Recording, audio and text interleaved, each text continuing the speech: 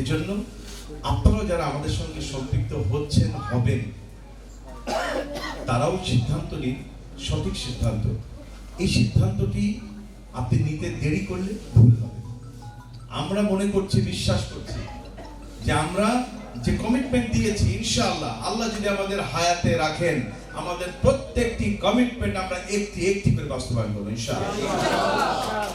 কারণ আমরা বিশ্বাস করি এবং দাবি করি, আবারও বলছি, আমরা বিশ্বাস করি এবং দাবি করি আমরা মেন্টালি অনেস্ট।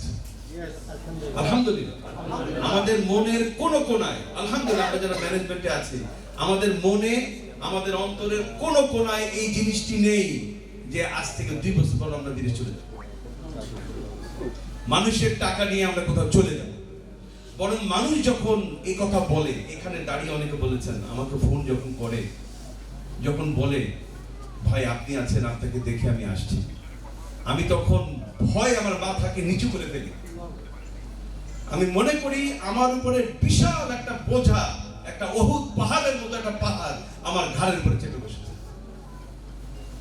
সুতরাং জীবন থাকতে, ইনশাআল্লাহ তাআলা জ্ঞান থাকতে, আপনাদের আমানতের কোনো খেয়ানত ইস্তাম্বুলে হবে না ইনশাআল্লাহ।